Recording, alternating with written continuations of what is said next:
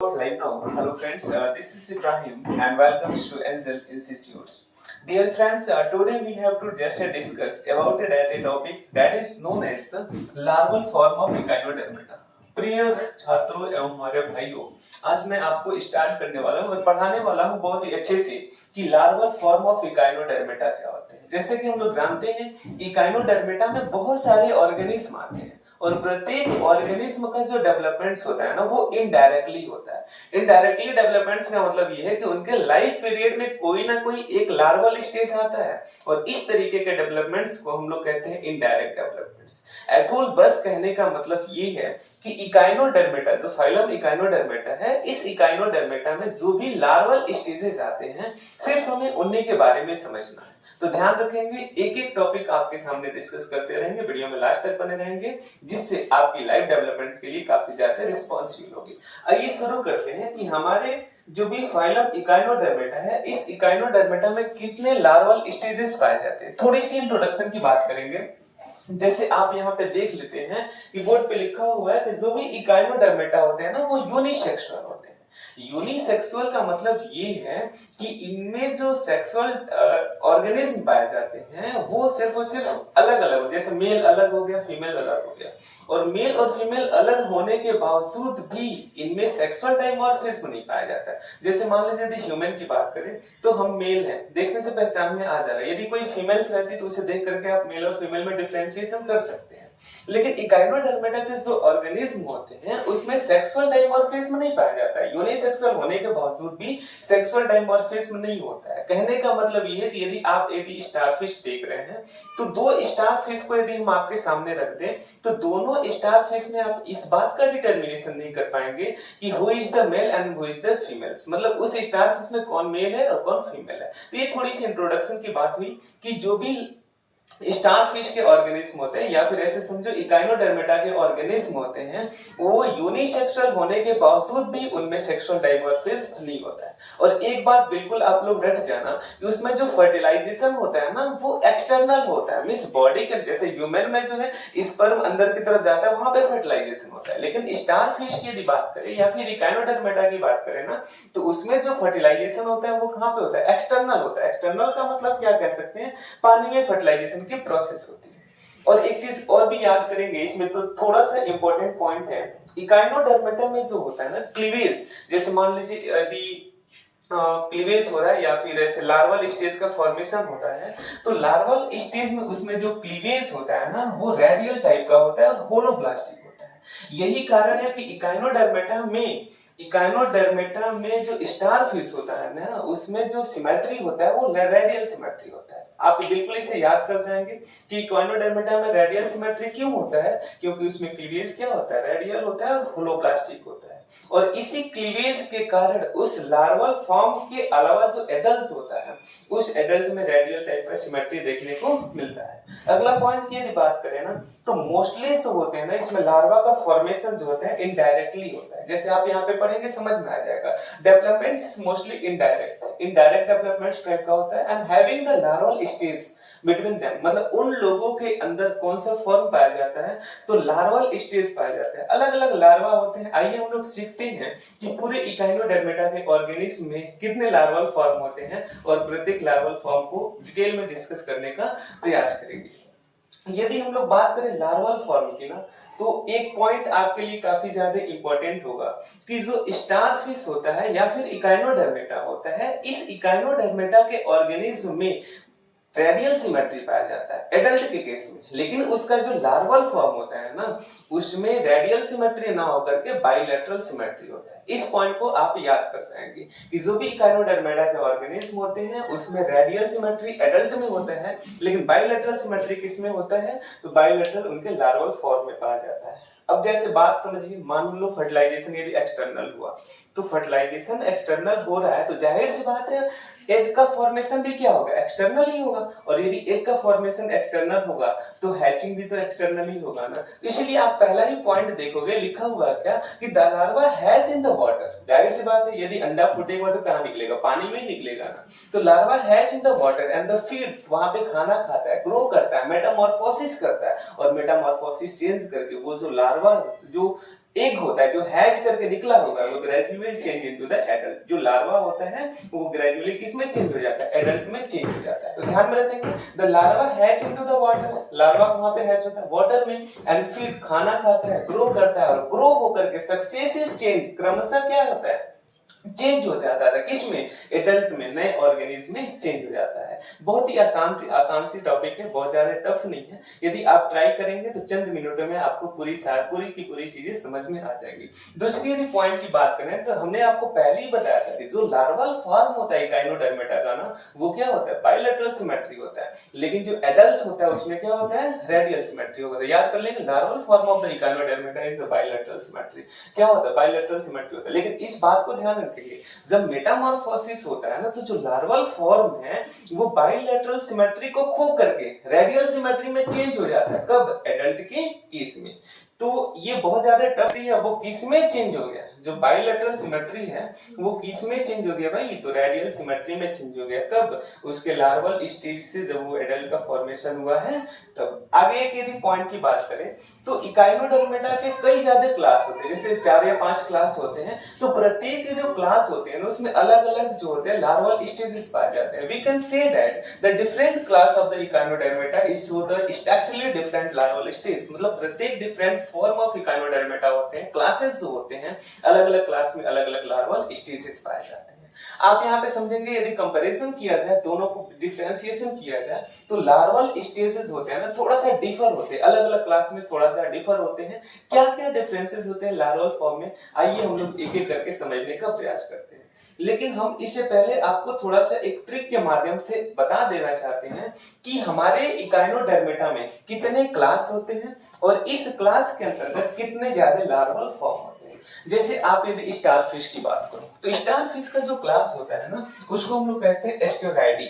याद कर लेना, स्टारफिश का क्लास को हम लोग क्या कहते हैं, एस्टेरॉयडी। और इसमें 2 लार्वल फॉर्म होता है। पहले वाले को हम लोग कहते हैं बाइपिनेरिया लार्वा और दूसरे वाले को हम लोग क्या कहते हैं, तो ब्रैंकियोलेरिया लार्वा। चलो आप लोग मेरे साथ बोलना और चंद मिनटों में याद हो जाएगा। बताइए, पहले स्टारफिश के क्लास को क्या कहते हैं, बोल सकते हैं आप लोग, पहले वाले को क्या कहते हैं, एस्टेरॉयडी, एस्टेरॉयडी। और इसके जो 2 लार्वल फॉर्म होते हैं, पहले वाले लार्वल फॉर्म को कहते हैं बाइपिनेरिया लार्वा, बाइपिनेरिया लार्वा, और दूसरे वाले को ब्रैंकियोलेरिया लार्वा। बोलो मेरे साथ एक बार, ब्रैंकियोलेरिया लार्वा। मतलब ये हुआ कि स्टारफिश के जो क्लासेस हैं उसमें 2 लार्वल स्टेज आते हैं। पहले वाले को बाइपिनेरिया लार्वा और दूसरे वाले को हम लोग क्या कहते हैं, ब्रैंकियोलेरिया लार्वा कहते हैं। दूसरा देखिएगा, ओफिलॉइडा लार्वा। ओफिलॉइडा जो इसका क्लास है, इसमें जो है ना एक तरीके का आपका लार्वल स्टेज आता है जिसे हम लोग कहते हैं ओफियोप्लूटियस। क्या कहते हैं, ओफियोप्लूटियस, ओफियोप्लूटियस। आप मेरे साथ 2-3 बार ऐसे बोलोगे ना तो बिल्कुल समझ में आ जाएगा और याद भी हो जाएगा। जैसे इस क्लास का जो लार्वल है उसका नाम क्या है, ओफियोप्लूटियस, और इस क्लास का जो लार्वा है उसका नाम है इकाइनोप्लूटियस। दोनों में थोड़ा सा डिफरेंसेस है। इसका नाम है ओफियोप्लूटियस और इसका नाम क्या है, इकाइनोप्लूटियस। यानी आपने 4 लार्वा का नाम याद कर लिया। पहले वाले का नाम है बाइपिनेरिया लार्वा, दूसरे वाले का नाम है ब्रैंकियोलेरिया लार्वा, तीसरे वाले का नाम है ओफियोप्लूटियस लार्वा और चौथे वाले का नाम है इकाइनोप्लूटियस लार्वा। कोई भी आपको डाउट नहीं होना चाहिए, इकाइनोप्लूटियस, ओफियोप्लूटियस, ब्रैंकियोलेरिया और बाइपिनेरिया। यदि आप 4 याद कर लिए ना तो 3 तो मेरे ऊपर छोड़ दीजिए, मेरे अनुसार आप याद कर लेंगे। पहला क्या है, आरिकुलेरिया लार्वा। याद करते चलिएंगे मेरे साथ, आरिकुलेरिया लार्वा। दूसरे वाले को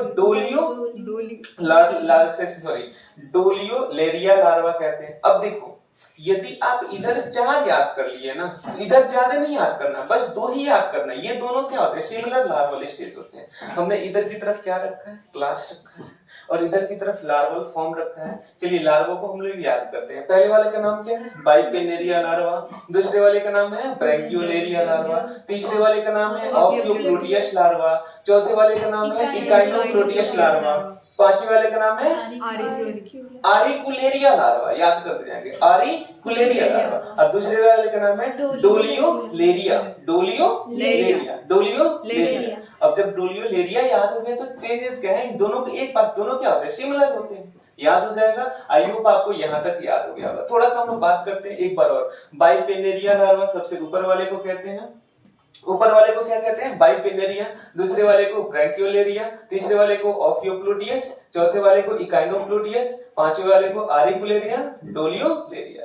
अब हम लोग क्या करते हैं कि एक एक लार्वल स्टेजेस को क्लास के अनुसार हम लोग एक एक करके थोड़ा सा डिटेल में पढ़ेंगे। आई होप आप यहाँ तक काफी चीजें समझ में आ गए होंगे। चलिए हम लोग पहला लार्वल स्टार्ट करने जा रहे हैं। बताइए पहले वाले लार्वा का नाम क्या था, बताओ थोड़ा सा।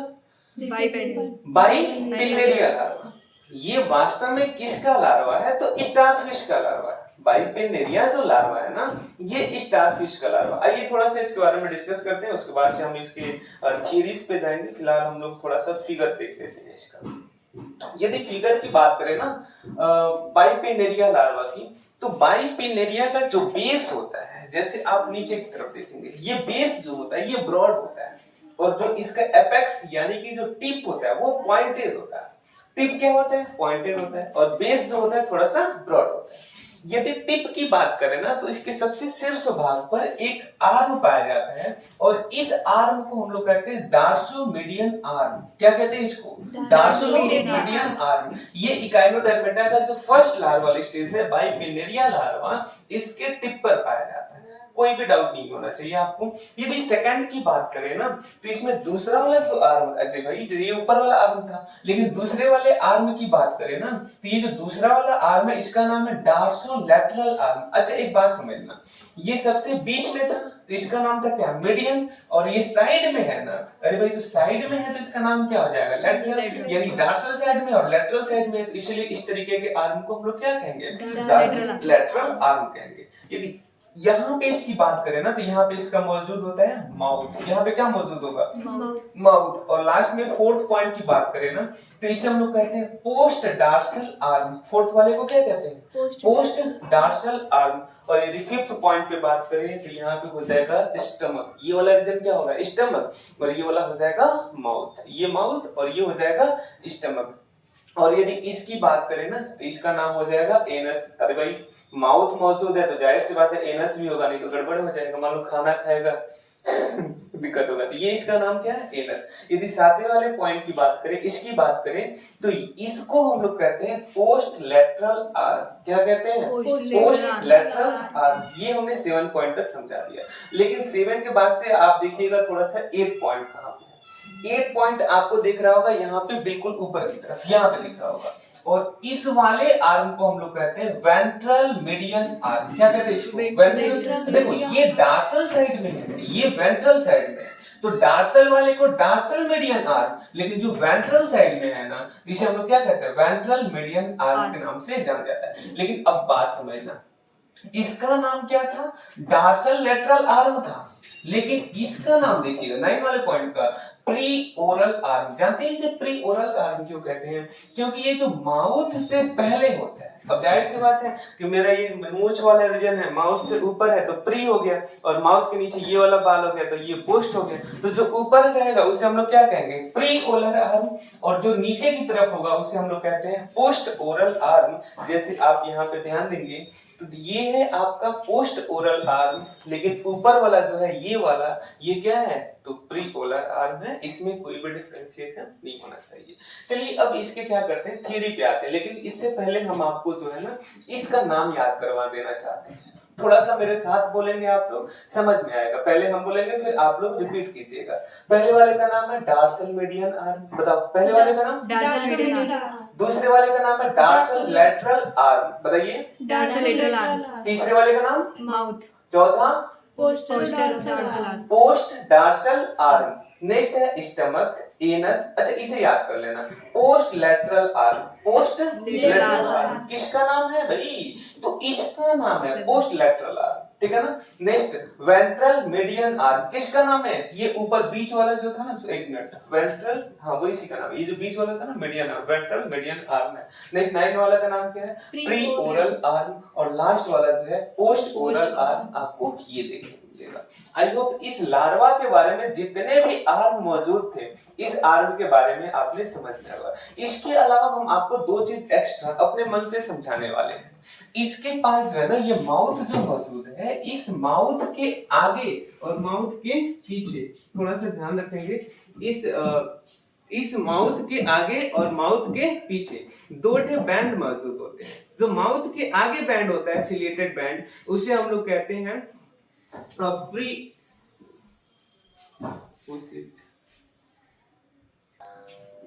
अब आइए क्या करते हैं, ये जो स्टार फिश था ना, स्टार फिश का जो लार्वल फॉर्म था, लार्वल फॉर्म का नाम क्या था, बाइपिनेरिया लार्वा। अब इसके थ्योरी पे बारे में हम आ जाते हैं। पहले ही आपको हमने इसके पूरे स्ट्रक्चर के बारे में समझा दिया, लेकिन अब हम आपको क्या समझाएंगे, इसकी थोड़ी सी थ्योरी समझा देंगे। थ्योरी की यदि बात करें ना, तो पहला पॉइंट बाबू रट जाना, that is this is the first larval form of the asteroidea. ये क्लास एस्टेरॉयडी की फर्स्ट लार्वल स्टेज है, जिस लार्वल स्टेज को हम लोग क्या कहते हैं, तो भाई पिनेरिया लार्वा के नाम से जाना जाता है। याद हो जाएगा पहला पॉइंट। बहुत ज्यादा टफ चीजें नहीं है, थोड़ा सा कोशिश करो और थोड़ा सा पढ़ने की ट्राई करो। हमें भी ये चीजें नहीं आती हैं, नहीं आती थी, लेकिन हम भी बार बार इसे पढ़ने के कारण हमें भी क्या हो गया, याद हो गया। आप भी थोड़ा सा ट्राई कीजिए, आपको भी समझ में आ जाएगा। पहला पॉइंट क्या है, this is the first larval form of steroids. ये क्या होते हैं, स्टेरॉइड्स का पहला लार्वल फॉर्म है। यदि दूसरे पॉइंट की बात करें, हमने बार बार बेटा समझा रहे हैं आपको कि इसमें जो लार्वल होता है ना, उसमें बाइलैटरल सिमेट्री होता है, रेडियल सिमेट्री एडल्ट में होता है। इसमें जो होता है ना बाइलैटरल सिमेट्री, मतलब बीच में से आप काट, जैसे इब्राहिम सर को देखो, यदि आप बीच से काटे हुए तो कंप्लीट दो भागों में डिफरेंशिएशन होगा ना, सेम टू सेम। यदि इसकी बात करें ना, तो इसके लार्वल फॉर्म को भी यदि बीच से आप काटेंगे तो कंप्लीट दो भागों में डिफरेंशिएशन होगा। Thus we can say that the larval form of the Echinodermata is show the bilateral symmetry। क्या bilateral symmetry? अच्छा एक बात बताओ, हमने आपको समझाया था इसके पास ciliated bands। Ciliated bands means that is the hair-like structure that present in the front of the mouth, that is the known as pre, and behind of the mouth, that is known as the post। मतलब जो हमारे मुंह के ऊपर मौजूद होगा, this is known as the pre, and mouth के नीचे होगा, this is known as the post. अब ध्यान में रखना, प्री ओलर रीजन में जो इलोंगेटेड पोर्शन होता है, ब्रॉड मतलब ऊपर की तरफ ब्रॉड होता है और नीचे की तरफ क्या होता है आपका ब्रॉड, ऊपर की तरफ एपेक्स होता है। देखिएगा सिलिएटेड बैंड कितना पाया जाता है, दो पाया जाता है।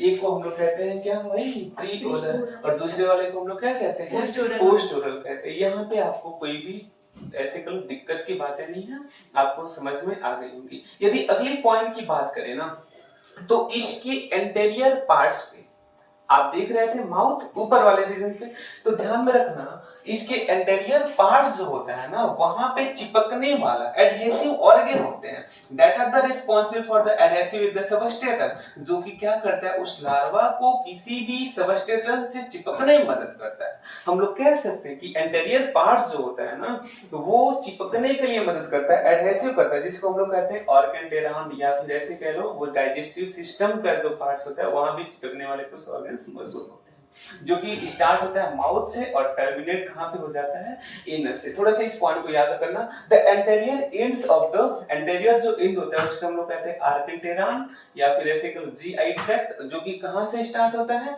माउथ से स्टार्ट होता है और एनस तक खत्म होता है। कहां से स्टार्ट होता है, माउथ, और जाकर के कहां पे खत्म हो जाएगा, एनस तक खत्म हो जाएगा।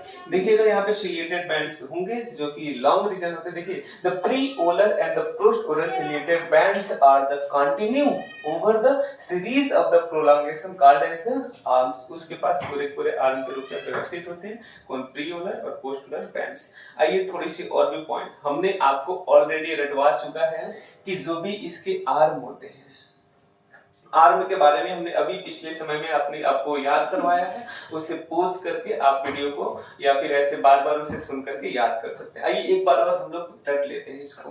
कितने आर्म पाए जाते हैं, सबसे ऊपर की तरफ था पोस्ट लैटरल आर्म अभी, और इसकी संख्या कितनी होती है, तो दो होती है। दूसरे वाले का नाम था पोस्ट ओरल आर्म, इसकी भी संख्या कितनी होती है, दो। पोस्ट डार्सल आर्म संख्या कितनी, दो। एंटेरोडार्सल संख्या कितनी, दो। प्री ओरल दो, वेंटरोमीडियन दो, और डार्सल मीडियन कितना, सॉरी ये दोनों वन पाए जाते हैं। वेंट्रल मीडियन कितना पाया जाता है, वन, और मीडियन वाले डार्सल मीडियन कितने पाए जाते हैं, वन पाए जाते हैं। ये पूरे के पूरे किस क्या हो गए, तो बाइपिनेरियल लार्वा के आर्म हो गए। हमने आई होप आपको ये सारी चीजें स्ट्रक्चर आपको समझा दिया, यहाँ तक आप लोग समझ गए होंगे। अच्छा एक बात बताओ, आप यदि थोड़ा सा नोटिस किए होंगे तो हमने आपको बताया था कि स्टारफिश के दो लार्वल फॉर्म होते हैं। पहला तो हमने आपको समझा दिया जिसका नाम था बाइपेन्नेरिया लार्वा, लेकिन अभी तो दूसरा बचा हुआ है ना। दूसरे वाले का नाम क्या है भाई? तो ब्रैंकियोलेरिया लार्वा है, यही ना है? बताओ, पहले वाले का नाम क्या था? बाइपेन्नेरिया लार्वा, लेकिन दूसरा वाला तो भी बचा हुआ है ब्रैंकियोलेरिया लार्वा। अब हम लोग क्या करेंगे, इसको डिस्कस करेंगे, थोड़ी थोड़ी चीजें समझने का प्रयास करेंगे। अच्छा, यदि मैं आपसे बोलूं कि जो लार्वा है, सॉरी, ये जो ब्रैंकियोलेरिया लार्वा है, ये स्टारफिश का पहला लार्वा है कि दूसरा लार्वा है? तो आप कहोगे सर आपने दूसरी बार पढ़ा है, तो जाहिर सी बात है दूसरा लार्वा होगा। तो हम लोग कह सकते हैं कि ये जो है ना, this is the second larval stage of the asterias. ये स्टारफिश का क्या है भाई? तो दूसरा लार्वा होता है। ये सेम थोड़ा सा सिमिलर ही होता है, बस कुछ चेंजेस पाए जाते हैं, जो कि इसके पास जो है ना सारी चीजें सिमिलर होती हैं, बस इसमें ब्रैंकियोलर आर्म डेवलप हो जाता है इसके एंटीरियर एंड पे। इसलिए इस तरीके के आर्म को ब्रैंकियोलर आर्म के नाम से, ऐसे कह लो ब्रैंकियोलर लार्वा के नाम से जाना जाता है। इसके अंतर्गत कई ज्यादा लार्वल स्टेजेस आते हैं स्टारफिश के अंतर्गत, जिसके अंतर्गत हमने दूसरा आपको पढ़ा है जिसका नाम क्या है? ब्रैंकियोलेरिया लार्वा। आइए करते हैं, थोड़ा सा बात करते हैं। हमने पहले ही समझाया था कि डिफरेंसेस क्या है। इसमें एक एडिशनल आर्म डेवलप हो जाता है, और जिस आर्म को हम लोग क्या कहते हैं? ब्रैंकियोलेरियन आर्म के नाम से जाना जाता है। This is the second arm. ये क्या होता है? दूसरे आर्म होते हैं जो कि उस वाले स्टेज में नहीं था। अब एक बात समझना, जो ब्रैंकियोलर आर्म जो है ना, ब्रैंकियोलर जो आर्म है वो किसी भी सबस्ट्रेटम से चिपकने का मदद करता है। तो दूसरा पॉइंट भी आप याद कर लो, this help in the larva to adhere with the substratum. ये क्या करता है? किसी से चिपकने में मदद करता है। और इसमें जो है सिलिएटेड बैंड्स बहुत ज्यादा नहीं पाई जाती हैं, ना ही इसके पास सिलिएटेड बैंड्स होता है और ना ही इसके पास कैलकैरियस रड होता है। इसके में आपको ज्यादा सोचने वाली बात नहीं है। देखिए, these are neither the ciliated and nor the larval calcareous rods। इसके पास लार्वल रॉड्स भी नहीं पाए जाते हैं और सिलिएटेड बैंड्स भी नहीं पाए जाते। सिलोमिक कैविटी जो होता है एक्सटेंड इनटू द आर्म में कन्वर्ट हो जाते हैं। थोड़ा सा इस लार्वल के बारे में हम लोग देख लेते हैं, यहाँ पे समझना। अच्छा, आप यहाँ पे नोटिस करो, ध्यान देना। यदि इस लार्वा की बात करें तो बताओ, ये तो सेम लार्वा जो अभी हमने पढ़ा है उसी के तो समान है। कुछ चेंजेस आपको दिख रहा है? हाँ, थोड़ी सी चेंजेस दिख रहा है। ये जो नीचे वाले जो आर्म थे ना, जो नीचे वाले आर्म थे, ये क्या हो गए? थोड़े से ब्रॉड हो गए। लेकिन ऊपर वाले आर्म पे देखेंगे ना, तो आपको दो आर्म आपको एक्स्ट्रा दिखाई देगा, जो ऊपर यहाँ पे दिख रहा है। जैसे देखो, ये ऊपर वाला मीडियन आर्म की बात नहीं कर रहे हैं, यहाँ पे 1, 2 और 3 इस आर्म की बात कर रहे हैं, जो एक्स्ट्रा आर्म डेवलप हुआ है। And these extra arm is known as the branchiolar arm। इस एक्स्ट्रा आर्म को हम लोग क्या कहते हैं? तो ब्रैंकियोलर आर्म के नाम से जाना जाता है।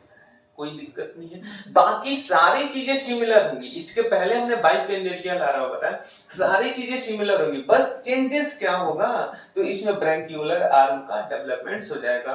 और ये ब्रैंकियोलर आर्म के पास जो दूसरा वाला स्ट्रक्चर होगा ना, ये चिपकने के लिए होगा किसी भी सबस्ट्रेटम से। इसलिए आप यहाँ पे नोटिस करोगे तो लिखा हुआ है ब्रैंकियोलर आर्म, और दूसरे पॉइंट पे लिखा हुआ क्या? एडहेसिव डिस्क, जो कि चिपकने के लिए रिस्पांसिबल होता है। ये तीसरे पॉइंट की बात करें तो हमने पिछले वाले लार्वल में बताया ही है, इसका नाम क्या है? तो प्रीओलर आर्म। चौथे वाले की यदि बात करें एंटेरियो डॉर्सल आर्म। पांचवे वाले की बात करें तो इसका नाम क्या हो जाएगा? माउथ। छठवें वालों की बात करें, ये वाला रीजन, इसका नाम क्या हो जाएगा? ओइसोफेगस। उसके नीचे क्या हो जाएगा? स्टमक। फिर क्या हो जाएगा? एनस। और लास्ट में हो जाएगा इंटेस्टाइन, जो आपको नीचे की तरफ दिखाई देगी। ये देख लो बेटा, सारी चीजें सिमिलर है, बस आपको क्या करना है कि बाइपेन्नेरिया लार्वा को लिखना है और 3 पॉइंट एक्स्ट्रा कर देना है। कौन कौन सा पॉइंट एक्स्ट्रा करना है? पहला पॉइंट आपको ब्रैंकियोलर आर्म एक्स्ट्रा कर देना है, और दूसरा करना है क्या कि इसके जो भी आर्म्स होते हैं ना, वो साइज में बड़े हो जाते हैं। बाकी चीजें सारी चीजें किसके समान होती हैं? तो बाइपेन्नेरिया लार्वा के समान ही होते हैं। आई होप आपको 2 लार्वल स्टेज समझ गए। पहला आपने समझ गया बाइपेन्नेरिया लार्वा, और दूसरा लार्वा भी समझ गए। दूसरे वाले लार्वा का क्या नाम था? तो ब्रैंकियोलेरिया लार्वा। इस दोनों में आपको कुछ भी डाउट नहीं होना चाहिए। यदि डाउट हो तो आप बेहिचक हमसे पूछ सकते हैं, पास से आकर के, या फिर कमेंट बॉक्स में कमेंट करके पूछ सकते हैं। हैं, दोनों में कोई भी डाउट नहीं होना चाहिए। आइए अब हम क्या करते हैं कि तीसरे लार्वा की तरफ हम लोग पढ़ते हैं, और तीसरे वाले का नाम हमने आपको पहले ही समय में याद करवा दिया था। बताइएगा उस नाम क्या है? ओफियोप्लूटियस लार्वा। याद हो जाएगा ना? एक बार और हमने आपको बता दिया, नाम क्या है इसका? ओफियोप्लूटियस लार्वा। बहुत ज्यादा आप इसे टेंशन माइंड पे बहुत ज्यादा प्रेशर लेकर के याद नहीं करना है, बस आपको क्या करना है, थोड़ा सा दिमाग लगाना है, थोड़ा सा, बहुत ज्यादा नहीं, और उसको याद कर लेना है। The third larval stage of the echinodermata is called as the ophiopluteus larva. तीसरे लार्वा, पहला क्या नाम था? बाइपिनेरिया। दूसरे वाले का नाम क्या था? तो ब्रैंकियोलेरिया। और तीसरे वाले का नाम क्या है? तो ओफियोप्लूटियस लार्वा। अच्छा एक बात बताना, ओफियो जो प्लूटियस लार्वा है ना, ओफियो राइडी क्लास से ही बिलोंग करता है, तो जाहिर सी बात है this is the larval is the from the class, किस क्लास से बिलोंग करता है? तो ओफियो राइडी, जो ओफियोराइडी क्लास है ना, उस क्लास से जो लार्वा बनता है, उस लार्वल स्टेज को हम लोग क्या कहते हैं? ओफियोराइडी क्लास। ध्यान देना, अरे भाई हम बार बार समझा रहे हैं, जो भी लार्वल स्टेजेस होते हैं ना, उसमें बाइलेटरल सिमेट्री पाया जाता है, रेडियल सिमेट्री नहीं पाया जाता है। तो तीसरा भी पॉइंट तो आप खुद ही याद कर लोगे, ये जो स्विमिंग होते हैं, फ्री स्विमिंग होते हैं, बाइलेटरल सिमेट्री होता है, रेडियल सिमेट्री नहीं होता है। इसके पास एक पॉइंट आपको देखने को मिल जाएगा, this have the single ciliated bands. आप बताओ उसमें कितना था? 2 सिलिएटेड बैंड्स था, एक ऊपर की तरफ प्री और नीचे की तरफ पोस्ट। लेकिन यहाँ पे क्या है? This have the single ciliated bands, यहाँ पे सिर्फ एक सिलिएटेड बैंड होगा, ना कि 2 उपस्थित नहीं होगा। 2 किस में पाया जाता है? सिर्फ बाइपिनेरियम में पाया जाता है। आगे देखिएगा, इसके जो आर्म होते हैं ना, इसके जो आर्म होते हैं वो थोड़े से बड़े होते हैं, और मार्जिन पे सिलिया पाया जाता है। थोड़ा सा ध्यान दो आप यहाँ पे, इसके मार्जिन पे क्या पाया जाता है? सिलिया पाया जाता है, और आर्म क्या होते हैं? थोड़े थोड़े बड़े होते हैं। इस पॉइंट को याद कर लो, इट पोजेस लॉन्ग आर्म, इसके पास क्या होते हैं? बड़े बड़े आर्म पाए जाते हैं, with the ciliated broad edges margin, जो कि उस आर्म, जैसे मान लो ये मेरा आर्म है, ओके, इस आर्म के पास उसी तो आप यहाँ पे नोटिस करेंगे, जैसे मान लो मेरा हाथ है, और मेरे हाथ पे सपोज बहुत ज्यादा हेयर्स डेवलप हो जाए, तो इस हाथ पे जो मार्जिन में ना हेयर का डेवलपमेंट हुआ है, तो हम लोग कह सकते हैं जो लार्वल स्टेज के पास आर्म्स होते हैं, लॉन्ग होते हैं, और उसके मार्जिन में क्या पाया जाता है? सिलिएटेड पाया जाता है। और एक बात आप याद कर लेना, it have the 2 anterior lateral post. देखो यहाँ पे इसके पास क्या होता है? Anterior lateral, 2 post oral, and the 2 is the post dorsal, and 2 is the post lateral arm. इसके पास क्या पाए जाते हैं? अलग अलग आर्म मौजूद होते हैं, जो तो आपको रटना ही पड़ेगा। अब जाहिर सी बात है, आप बचपन में पढ़ के आए हो, this is the mouth, this is the nose, this is the eye, तो ये सब आप रटे हो ना। मम्मी ने आपको बताया है कि देखो this is, what is this, तो आप बोलते थे this is the I. Same वैसे ही आपको क्या रटना पड़ेगा? इसके आर्म के बारे में रटना पड़ेगा। अब अंगों के नाम तो कोई ट्रिक नहीं हो सकता है जिससे ट्रिक से मैं आपको समझा सकूं, लेकिन आपको क्या पढ़ना पड़ेगा? अब जाहिर सी बात है, तीत के बारे में समझना, तो देखो भाई ये तीत है, हम भी आपको दिखा दे रहे हैं। जैसे आप यहाँ पे देखोगे ये लार्वा है, और इसमें पूछे बताओ भाई इसका पहले वाले आर्म का नाम क्या है, दूसरे वाले आर्म का नाम क्या है, ये तो आपको याद करना पड़ेगा ना। इस पूरे लार्वल स्टेजेस का नाम क्या है? तो याद कर लीजिएगा, ओफियोप्लूटियस लार्वा है। जैसे हम आपको याद करने की कोशिश कर रहे हैं, याद तो नहीं करवा पाएंगे, कोशिश कर रहे हैं, यदि आप ट्राई करेंगे तो याद हो जाएगा। आइए समझते हैं। देखिए ये जो सबसे बड़ा वाला आर्म जो दिखाई दे रहा है ना, सबसे बड़ा वाला जो आर्म दिखाई दे रहा है, इसका नाम है left hydrocoel with the lobes. Sorry mistake हो गई, इसको हमने नोटिस नहीं किया। इसका नाम है पोस्ट लैटरल आर्म। ये जो बड़ा वाला दिखाई दे रहा है, इसका नाम क्या है? पोस्ट लैटरल आर्म, पहले वाले पॉइंट को। लेकिन यहाँ पे कुछ ऐसे गड्ढा टाइप का जो देखेंगे ना, ये सेकंड वाला आर्म है, और इसका नाम क्या हो जाएगा? Left hydrocoel with the lobes. यहाँ पे लोब्स मौजूद होता है हाइड्रोसिल का।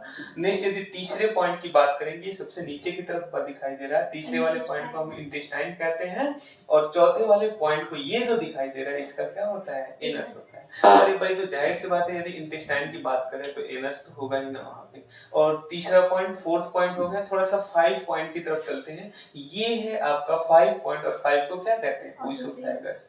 नेक्स्ट होता है आपका 6 पॉइंट, जिसको हम लोग कहते हैं माउथ। 7 वाले को कहते हैं पोस्ट डार्सल आर्म और एंटेरोलैटरल आर्म। ये पूरे के पूरे क्या होते हैं? इसके आर्म होते हैं। बताइए इस लार्वल स्टेज का नाम क्या था? तो ऑफ्यूप्रोटियस लार्वा। आई होप आपको ये सारी चीजें समझ में आएगी होगी। यदि नहीं समझ में आ रहा है आपको तो आप मुझे मैसेज कर लेंगे कमेंट बॉक्स में, मैं आपको ये जो है पूरा का पूरा पीडीएफ आपके मोबाइल पे व्हाट्सएप कर दूंगा, आप यदि अपना नंबर भी देंगे तो। चलिए ऑफ्यूप्रोटियस लार्वा समझ गए। अच्छा एक बात बताओ, हमने आपको 3 लार्वा समझा दिया। पहले वाले का नाम था बाइपिनेरिया लार्वा, दूसरे वाले का नाम क्या था?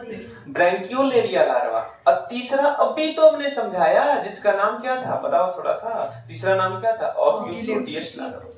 लेकिन अब आपको चौथा लार्वा बताने जा रहे हैं, और इस लार्वा का नाम क्या है? तो इकाइनोप्रोटियस लार्वा। क्या नाम है भाई इसका? इकाइनोप्रोटियस लार्वा। बिल्कुल रट जाएंगे। अच्छा एक बात समझना, आपसे कोई भी लार्वा पूछ दे, कोई भी लार्वा एग्जाम में, अभी आप लोगों को जस्ट ही एग्जाम होने वाले कुछ समय है, आपके पास इतना ज्यादा टाइम नहीं है कि बैठ करके रटे एक एक पॉइंट्स, लेकिन हाँ रटना तो पड़ेगा, जिसमें हम 2-3 पॉइंट आपको बता दे रहे हैं। जैसे पहला हुआ this larva is known as the microscope. हे भगवान, कौन ऐसा लार्वा होता है जो माइक्रोस्कोपी, कौन ऐसा लार्वा है जो आप नंगे आंखों से देख पाएंगे? सभी के सभी लार्वा क्या होते हैं? माइक्रोस्कोपिक ही होते हैं ना। तो जाहिर सी बात है कोई भी लार्वा उठाओ, this larva is known as the microscopic, बस पॉइंट आपका एक पॉइंट बन गया। क्या 10 से 12 पॉइंट लिखना रहता है? एक पॉइंट तो बना लिए। दूसरा भी पॉइंट आप बना सकते हैं, this larval stage is the free swimming stage. ये क्या होते हैं? फ्री स्विमिंग स्टेज होते हैं। और ये जो होता है ना लार्वा किसका है? तो इकेनोइडा का है। जो क्लास किसका है? इकेनोइडा का है। बस यही चीज आपको डिफरेंसेस देखने को मिलेगी। बाकी जितना लार्वा है सब लार्वल में आपको क्या करना है? This is the microscopic and the free swimming larval stage of the Echinodermata. एक पॉइंट तो बिल्कुल रट ही जाना है आपको, जिसमें आपको डाउट नहीं होना चाहिए। अच्छा एक बात बताना, ऑफ्यो जो प्लूटियस लार्वा था, इसके पहले हमने आपको जो समझाया था उसमें जो था कि डिफरेंशिएशन था, लेकिन इसमें बहुत ज्यादा उन दोनों में डिफरेंशिएशन नहीं होता, थोड़ा सा डिफरेंशिएशन होता है। पॉइंट पढ़िए समझ में आ जाएगा। It resemble to ophiopluteus larva. ये सेम टू सेम कैसा दिखाई देता है भाई? तो ऑफ्यो प्लूटियस लार्वा के समान ही दिखाई देता है। Where the only difference is that has been the more arm। बस आपको क्या करना है कि इस वाले लार्वल स्टेज में, इस वाले का मतलब क्या? इकाइनोप्लोटियस जो लार्वा है, इस लार्वल स्टेज में थोड़ा सा ज्यादा आर्म पाए जाते हैं। किसकी तुलना में? तो ऑफ्योप्लोटियस की तुलना में। ये सेम टू सेम ऑफ्योप्लोटियस और इकाइनोप्लोटियस दोनों लार्वल स्टेज क्या होते हैं? सिमिलर ही होते हैं। बस आपको देखना क्या है? तो ऑफ्योप्लोटियस में थोड़े से कम पाए जाते हैं आर्म, लेकिन इकाइनोप्लोटियस में क्या होते हैं? थोड़े से ज्यादा आर्म पाए जाते हैं। इसके पास सिलिएटेड बैंड्स होता है, आप जानते हो सब। अरे भाई सभी लार्वा में सिलिएटेड बैंड्स होता है। देखो यहाँ पे this larval is so the ciliated bands where the arm depend, जो कि कहाँ पे पाए जाते हैं? हमारे आर्म पे, उसके आर्म पे, सॉरी हमारे आर्म पे नहीं, हमारे आर्म पे भी थोड़ा सा देखोगे तो यहाँ पे थोड़ा थोड़ा हेयर मौजूद है। This is not to be the cilia, ये सिलिया नहीं है, this is to be hairs. लेकिन इसके भी आर्म पे क्या पाए जाते हैं? सीलिया पाए जाते हैं, जो कि तैरने में मदद करता है। देखो फुली जो डेवलप्ड लार्वा होता है ना, उसके पास 6 आर्म होते हैं। बात समझना, उधर के आप देखे थे थोड़े से कम टाइप के थे, वैसे भी यहाँ पे कितने आर्म होते हैं? 6 होते हैं। और एक मेन इंपॉर्टेंट पॉइंट जो आपकी पूरी लाइफ जिंदगी तक याद करना होगा, इसके जो आर्म होते हैं ना वो कैल्केरियस होते हैं। कैसे होते हैं? कैल्केरियस। यही तो मेन डिफरेंसेस है ना चारों में। चारों में मेन तो डिफरेंसेस क्या? अभी तक आपने कहीं भी नहीं पढ़ा the arm have the calcareous, लेकिन यहाँ पे क्या होता है? इस आर्म के कैल्केरियस रड के द्वारा सपोर्टेड होते हैं, और इनका जो टिप होता है ना वो पिगमेंटेड होता है, मींस कलरफुल होता है। जैसे आप लोग देखो अपने फेस पे, माउथ पे लिपस्टिक लगा करके चली आती हो, सेम वैसे इसके भी आर्म क्या होते हैं? तो इसके आर्म पे जो ऊपर वाला रीजन जो होता है ना कलरफुल होता है, पिगमेंटेड होता है। आइए हम लोग क्या करते हैं, थोड़ा सा और 2 चंद मिनट लेंगे जिसमें सारे लार्वल खत्म कर देंगे। थोड़ा सा फास्ट हम इस वीडियो को करेंगे। ध्यान में रखेंगे पोस्ट लैटरल आर्म क्या होते हैं? शॉर्ट होते हैं और डायरेक्टेड आउटवर्डली एंड बैकवर्डली। इस पॉइंट को देखो, सर ने भी आपको तो बताया था, थोड़ा याद करो उस क्लास में सर ने क्या बताया था? इस लार्वल स्टेज में जो इसके आर्म होते हैं ना, ये या तो फॉरवर्ड डायरेक्शन में होंगे या तो बैकवर्ड डायरेक्शन में होंगे, डायरेक्टेड होंगे। और उसके अंदर कैल्केरियस क्या होगा? रड उपस्थित होगा। लोकोमोशन, अच्छा एक बात बताओ, मेरे पास पैर है तो पैर के द्वारा ही ना चलेंगे, हाथ से नहीं ना चलेंगे। अरे भाई इसके पास सीलिया है तो सीलिया के द्वारा ही ना चलेगा। बात समझो ना, locomotion is by ciliated bands. ये चलेगा कैसे? सीलिया के द्वारा करेगा। किसके द्वारा चलेगा भाई? सीलिया के द्वारा चलेगा। चलिए अगला पॉइंट याद कर लेंगे, इसके पास कोई भी चिपकने वाला ऑर्गन नहीं मौजूद। आपके पास तो है ही, लेकिन इसके पास कोई भी चिपकने वाला ऑर्गन नहीं मौजूद है। आप थोड़ा सा ध्यान दो, इकाइनोप्लेटियस के अलावा जो हमने आपको बताया है ऊपर वाले 3 लार्वा, पिलेरिया लार्वा या फिर जो भी हमने बताया था, उसके पास एडहेसिव ऑर्गन था, लेकिन इसके पास एडहेसिव ऑर्गन्स नहीं होता है। और एक बात समझना, ये जो बहुत ही जल्दी मेटामॉर्फोसिस करके एक एडल्ट में कन्वर्ट हो जाता है। ठीक है, कोई भी डाउट नहीं होना चाहिए। आइए देख लेते हैं, थोड़ा सा इस लार्वा के बारे में समझ लेते हैं। यही लार्वा है, मे बी ये जो डायग्राम है आपको क्लियर नहीं हो रहा होगा, फिलहाल थोड़ा सा समझ लेते हैं। ये जो इकाइनोप्लोटियस लार्वा है, इसके कितने आर्म पाए जाते हैं बताना। सबसे पहले याद कर लो, अनुष्का जी मतलब एनस। आई होप मैंने आपका नाम नहीं ले रहा, बस ऐसे बोल रहे हैं। अनुष्का हम ऐसे बोलते हैं, जब भी पढ़ाते रहते बोल देते हैं, लेकिन ये क्या होगा? एनस। सेकंड क्या होगा? इंटेस्टाइन। नेक्स्ट क्या होगा? इसमें रॉड शेप्ड और रोडिमेंट्स फॉर्म में जो आर्म पाए जाएंगे, इकाइनस आर्म होंगे। तो ध्यान ही देंगे, बहुत ज्यादा समझने वाली बात नहीं है। ये सब की सब क्या है? आर्म है।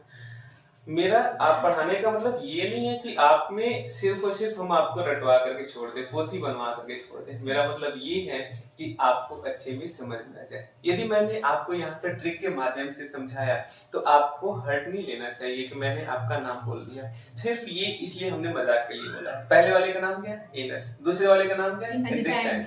तीसरे वाले का नाम क्या है भाई? इकाइनस रोडिमेंट्स। ये रोडिमेंट फॉर्म में रहता है। नेक्स्ट क्या है? स्टमक। नेक्स्ट क्या है? Postoral arm. Anterolateral arm. और अगला क्या है? Pre oral arm. और लास्ट क्या है? ये सभी के सभी एक हमने पॉइंट इधर की तरफ लिख दिया है, और यहाँ पे पॉइंट वाइज हमने बता दिया है कि कौन सा आर्म किस पॉइंट पे मौजूद है। आप यदि वीडियो पॉज करके एक समझना चाहेंगे तो समझ में आ जाएगा। हमने आपको कौन सा लार्वा पढ़ाया भाई? कौन सा लार्वा पढ़ाया? एक बार बोल दो। That is known as the echinopluteus larva. ये कौन सा लार्वा था? चौथा लार्वा था। सॉरी, हम 3 ही दिखा रहे थे। कितना लार्वा था? 4। और लास्ट हम आपको समझाने वाले हैं, ये इस वीडियो का लास्ट लार्वल स्टेज होगा। That is the 5th larval stage of the Echinodermata. आजा बेटा समझ। और जो देखो भाई, अब हम क्या कर रहे हैं, आपको लास्ट लार्वल स्टेज समझाने वाले हैं। That is known as the 5th larval stage of the echinodermata. देखो, हमें बहुत ज्यादा कुछ चीजें सोचनी पड़ती है पढ़ाने से पहले। आपको भी ये नोटिस करना चाहिए कि वीडियो को आराम से देखें, अकेले में देखें। अब जाहिर सी बात है, खूब ज्यादा हल्ले में देख रहे हैं, कैसे समझ में आएगा? थोड़ा सा आपको भी तो मेहनत करना पड़ेगा ना। 5th लार्वल स्टेज का नाम क्या है? तो बताओ थोड़ा सा, एक बार बोल दो। Auricularia larva. क्या नाम है इसका? Auricularia larva. कोई भी टेंशन नहीं, नाम is known as the this is name is known as the auricularia larva and this is known as the 5th larval stage. अब थोड़ा सा एक बात समझना, कुछ देखो, अब एक पॉइंट याद करते चलिए। This is the first larval form of the holothuria. ये किस क्लास का बिलोंग करता है? होलोथोरिया से बिलोंग करता है। और ये क्या होता है? पहला लार्वल स्टेज होता है। अरे भाई, हमने आपको बार बार तभी से समझा रहे हैं, जितने भी इकाइनोडर्मेटा के लार्वा होते हैं that is known as the free swimming larva. लेकिन एक पॉइंट आपको यहाँ पे नोटिस करना पड़ेगा। नोटिस, ये ध्यान से समझो, इधर की तरफ समझ में आ जाएगा। ये होता है, कैसा होता है? ट्रांसपेरेंट होता है। मतलब ऐसे झिल्ली जैसे उड़ाकर के देखो, उड़ने लगेगा। उड़ेगा नहीं, बस ऐसे बोल रहे हैं। ये कैसा होता है? ट्रांसपेरेंट होता है। इससे आर पार आप देख सकते हैं। और यदि बात करें ना, फ्री स्विमिंग होता है। ये तैरने वाले होते हैं जो पानी में ऐसे तैर सकते हैं। एक यहाँ पे बहुत ही इंपॉर्टेंट टर्म यूज कर रहा है। This is known as the pelagic larva of the pelagic larval stage of the echinodermata. थोड़ा सा बात समझना, पेलाजिक का मतलब क्या होता है। यदि पेलाजिक की बात करें ना, तो ये जो पेलाजिक जो टर्म है, ये जो है ना, वास्तव में ग्रीक भाषा का लिया गया। और पेलाजिक टर्म का मतलब ये होता है कि जैसे मान लो किसी आप जो है ऐसे प्लेस पे हो जहां पे बहुत ज्यादा लोग रहते हैं, और आप उस बहुत ज्यादा भीड़ भाड़ वाले प्लेस से भाग करके किसी अच्छे प्लेस पे चले जाना, this is the good feature of the pelagic form of the larva. Pelagic form of larva का सबसे बेस्ट फीचर क्या है कि भीड़ भाड़ वाले प्लेस से वहां से भाग करके कहां पे, जो लोग खुले स्थानों वहां पे चले, जैसे कह लो अनफेवरेबल कंडीशंस, मान लो अभी यहाँ पे हम बहुत ज्यादा गर्मी कर दे, यहाँ पे जितने भी लोग बैठे हैं सबके सब क्या हो जाएंगे, भाग जाएंगे।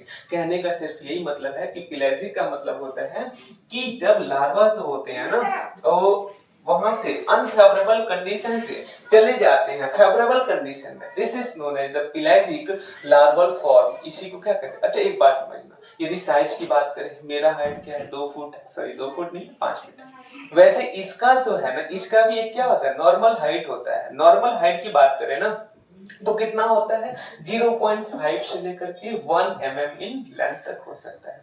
इसमें आर्म पाए जाते हैं। अच्छा एक बात बताना, अभी तक हमने जितना बताया है सब में आर्म तो मौजूद था ना, आप देख रहे थे tarsal arm, lateral arm, hand जो भी पढ़ रहे थे, लेकिन आप देखो यहाँ पे इस लार्वल स्टेजेस में आर्म क्या होंगे, एब्सेंट होंगे। We can say that in this larval stage of the echinodermata the arm is the absent. इसमें क्या होता है, आर्म एब्सेंट होते हैं। अरे भाई न रहेगा बांस न बजेगी बांसुरी, वही तो बात आ रहा है ना। इसमें सिलिएटेड बैंड्स होगा, लेकिन सिलिएटेड बैंड्स वेल डेवलप होगा। अरे भाई देखो, जिसके पास पैर नहीं है तो उसके पास हाथ तो रहेगा, तब तो उसे चल सकता है, हाथ से भी तो चल सकता है। तो इसके पास आर्म क्या है, एब्सेंट है, और उस एब्सेंट की जगह पे इसके पास गॉड ने क्या दे दिया, तो सिलिएटेड बैंड दे दिया। और इस सिलिएटेड बैंड्स के कारण वो क्या होते हैं, चल फिर सकते हैं।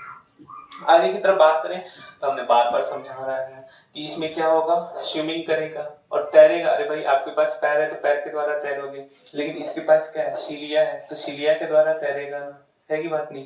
तो इसके सिलिएटेड बैंड्स होते हैं जो कि क्या होते हैं, तैरते हैं। और इसके जो सिलिएटेड बैंड्स जो होते हैं ना, वो ऐसे लूप बनाते हैं, कहां पे, ओरल या फिर माउथ के पास लूप का फॉर्मेशन करते हैं। और लूप कितने प्रकार का होता है, 2 प्रकार का लूप होता है। That loop are the present in our mouth is known as the oral loop, while those loop which present at the pass of the anus, this is known as the anal loop. मतलब लूपों की संख्या कितनी होती है, 2 होती है। First वाले को हम लोग क्या कहते हैं, ओरल लूप, और सेकंड वाले को क्या कहते हैं, एनल लूप। एक बात यहाँ पे पॉइंट थोड़ा सा याद करने वाला है, इसका एलिमेंट्री कैनाल बिल्कुल वेल डेवलप टाइप का होता है, जिसमें माउथ से लेकर के एनस तक पूरे के पूरे एक वैक्यूम या फिर कैनाल जैसी संरचना पाए जाते हैं। That is canal is known as the alimentary canal. What is mean by alimentary canal? Alimentary canal means that canal which started from the mouth and the terminate into the anus, जो कि कहां से start हो, mouth से start हो और anus तक जाकर के खत्म कर। इस तरीके की कैनाल को हम लोग क्या कहते हैं, एलिमेंट्री कैनाल कहते हैं। अगला पॉइंट याद करेंगे, इसके इंटरनली जो होते हैं लार्वा का जो कर्व इंटेस्टाइन पाया जाता है, और सक्सेसिव फॉर्म में इसके स्टमक भी पाए जाते हैं। चलिए देख लीजिए, ये आपके जो सामने दिखाई दे, अच्छा क्या इसके पास कोई भी आर्म आपको दिख रहा है, नहीं दिख रहा है। इसके पहले वाले थे, देख रहे थे उसके पास बहुत ज्यादा ऐसे लंबे लंबे हाथ पाए जा रहे थे, आर्म पाए जा रहे थे, लेकिन इसके पास कोई भी आर्म नहीं मौजूद होता है। चलिए एक एक करके समझते हैं। बताओ पहले वाले पॉइंट यहाँ पे क्या हो जाएगा, माउथ, दूसरे वाले का नाम हो जाएगा हाइड्रोसील, ये गड़ा हुआ जो है ना इसका नाम क्या हो जाएगा, हाइड्रोसील। नेक्स्ट क्या हुआ, stomach, intestine, next right out एडोसील, ठीक है ना, नेक्स्ट एनस, और लास्ट में हो जाएगा फेरिंक्स। ये सभी के सभी आपको इसमें मौजूद हैं। आप थोड़ा सा कोशिश करेंगे पढ़ने का तो समझ में आ जाएगा, ये बहुत चीजें टफ नहीं है। आई होप आपको पूरे के पूरे 5 लार्वल फॉर्म इकाइनोडर्मेटा के समझ में आ गए होंगे। और लास्ट में और आपको बहुत ही धन्यवाद देना चाहेंगे, ताकि आपने जो क्या कर लिया इस पूरे वीडियो को शुरू से लेकर के अंत तक समझा। आई होप ये वीडियो आपको समझ में आया होगा। यदि आपको वास्तव में समझ में आ गया है तो अपनी इस वीडियो को फ्रेंड्स को जरूर शेयर करेंगे। Thank you so much.